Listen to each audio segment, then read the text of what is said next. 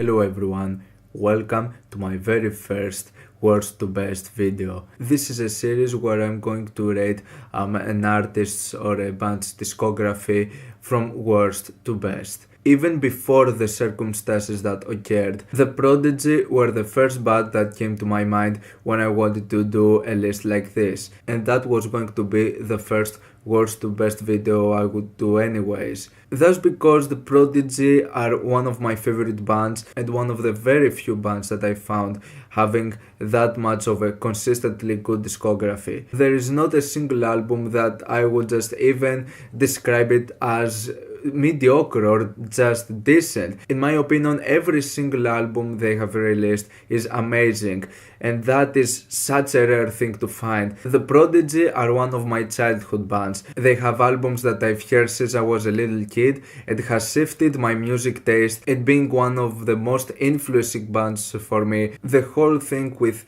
Keith Flint's death left a bizarre feel to me. Taking this as part of my childhood and being one of the most influential artists that I can think of, it just feels bizarre to just see artists that I've grown up loving their music coming to the point where they pass away. So this leaves me in a place where I think that there won't going to be other Prodigy albums, and I feel like I want to do this video dedicated to one of my favorite bands of my childhood that still keeps inspiring me to this day. So with that being said, let's get into the ratings.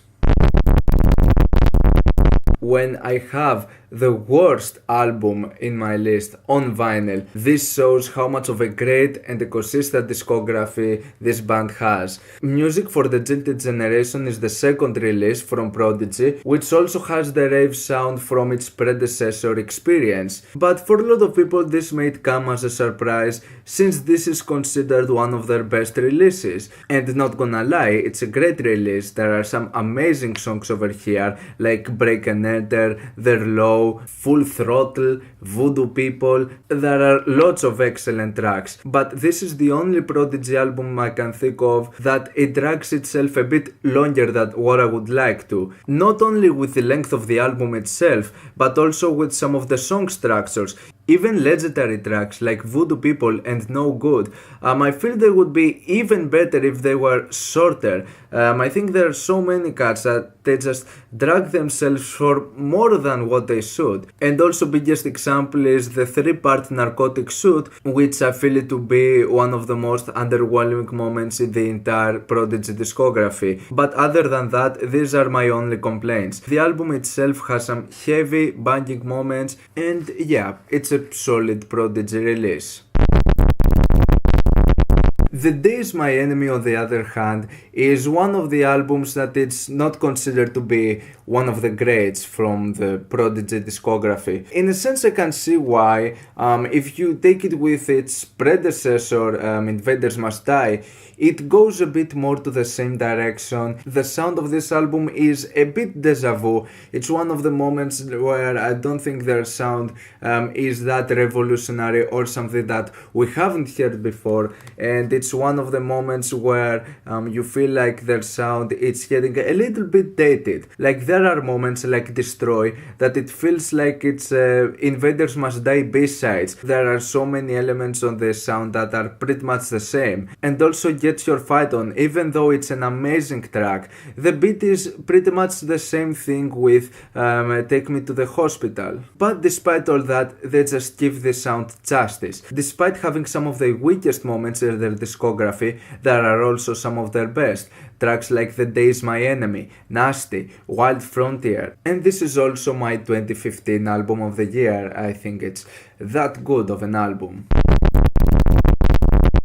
Getting into Notaries now, the last release from the Prodigy, which I'm going to have a physical copy on vinyl in a few days. It's also an album that saw Prodigy having a bit of the same sound, not going ahead of the curve, having a few more negative reviews. What I can say about the album for sure is that it was easily the most predictable and the most one-dimensional and straightforward album in their career. But that's pretty much it, because the album is almost perfect. It's by by far the shortest album of their career, going for only a kind of 35 minutes, leaving no room for filler, and this is the only album where each song is a banger. Each one just slaps and hits hard. At least with each other album you have some moments where it feels like a breath of fresh air. That's not the case with Notaries. It's 35 minutes of non-stop headbanging madness. They just gave everything on this one, and the result is an incredible album in my opinion.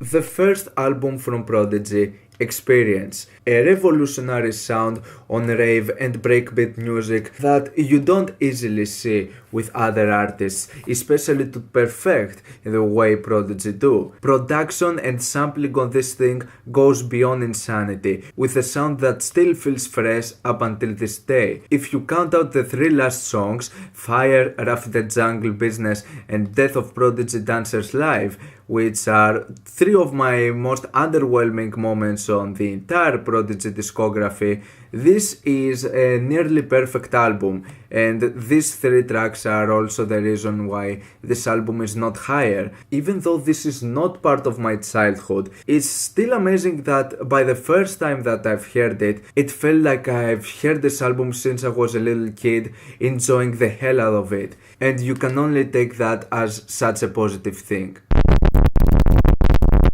The very next album that resonated with me the same way was Invaders Must Die. By the first time I've heard it, even though I was a bit underwhelmed because it was not the masterpiece that are going to be the next two releases that are going to be in my list, which are miles ahead, Invaders Must Die became an instant grower and one of my favorite albums of all time. Despite the Prodigy constantly shape-shifting the sound of electronic music, it's still amazing how this album just sounds so revolutionary and something that you just don't listen to every day, and you can hardly find similar albums to be as good as this. It's a bit less aggressive than the previous two albums, it feels like it goes more to the catchy and dancey side, but there is still a sense of energy and aggression that it feels like you're listening to a Prodigy album for the first time. This album is amazing. It's just amazing.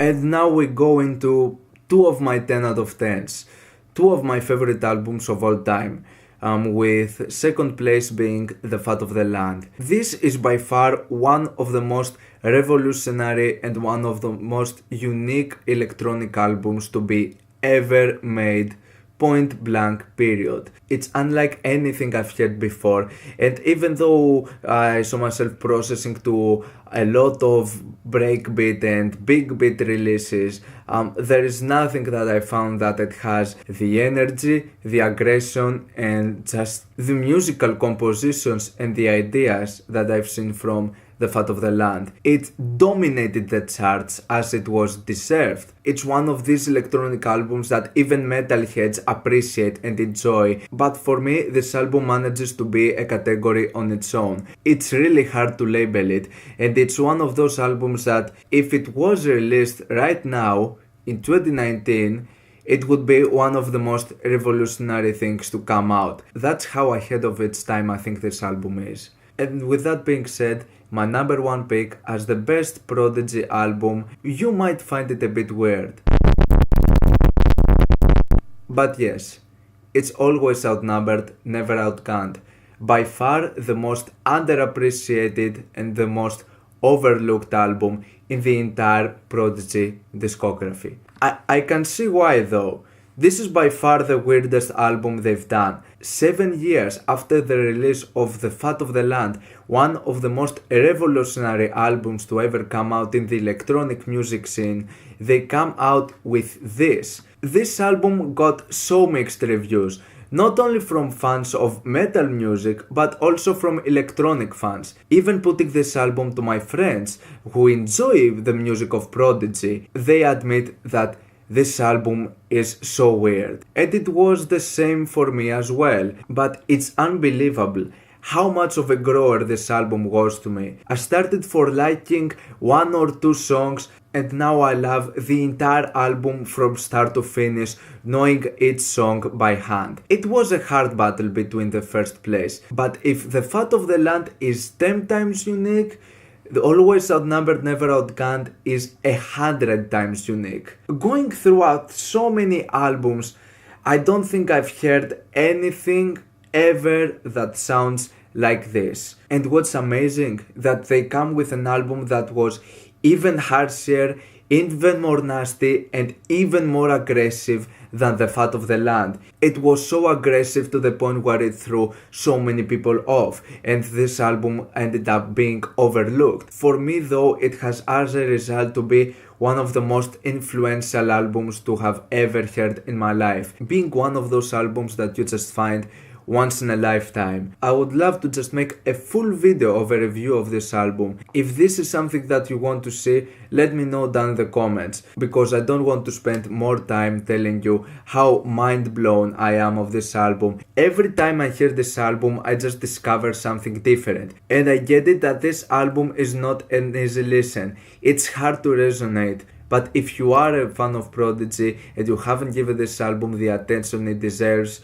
I would highly suggest you to give this one more listen. And rather than making this video go forever, I'm going to just end it here. And these are the rankings from the Prodigy discography, with the albums ranked worst to best. What are your rankings on the Prodigy discography? Let me know down in the comments. Leave a like if you enjoyed the video, subscribe for more content like this. Thank you for watching, and I'll see you all in the next video.